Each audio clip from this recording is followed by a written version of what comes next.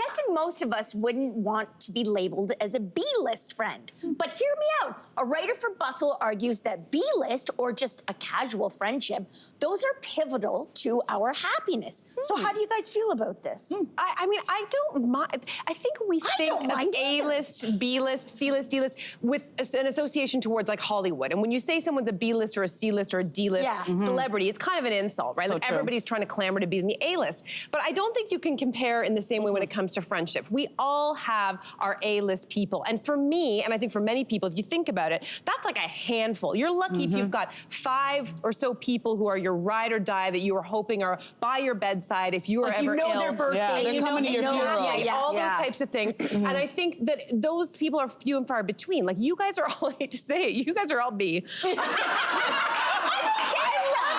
I'm good.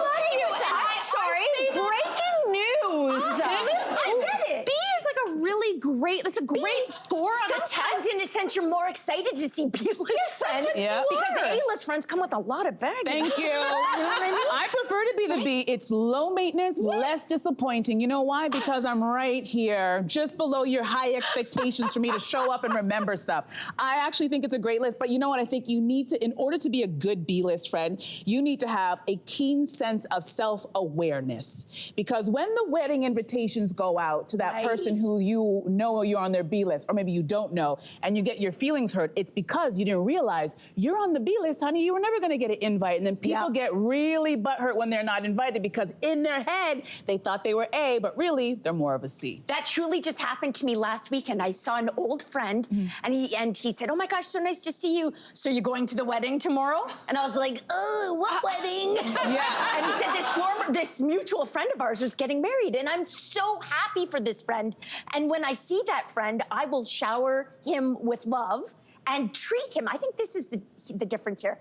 I will treat this friend, who I recognize are B or C list, both ways. Yeah. I treat him like an A list when I see him. Yes. Do you know what I mean? I think that's important. the key. Say it again, you treat them. Treat the B like an A. Treat the B like an, But when you're together, you treat them like A-list, both ways. But then that confuses the Bs, because then the B thinks that they're an A because you treat them like an A. You gotta treat a B like a B and be like, how's it going, friend? You're bang on with the self-awareness thing, because I think with age and the older I get and then you get busier with life, especially kids come into your life, I have such a hard time just nurturing my A-list friends. And even though, I mean, and I think the mark of a good A-list friend is also you don't have to be checking in every day. Right? You can be checking in, it's like once a month and you're just right where you left off. That's another sign of a good A-list friend. I'm sure I'm on many people's B or C list.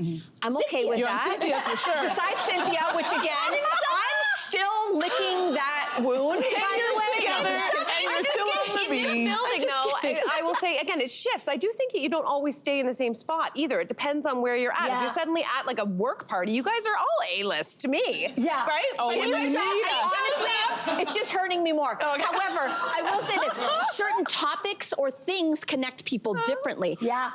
If I'm having kid troubles, I'm like, I know I can always talk to you. Yes. No matter what time, I'm like, we're having a meltdown in the house, I'm calling Cynthia, okay? So for that, but then for other things, like with cuddle bugs with my husband, Ryan, actually, no, I'd still call you for that too. Okay. You know what, you're on my A-list.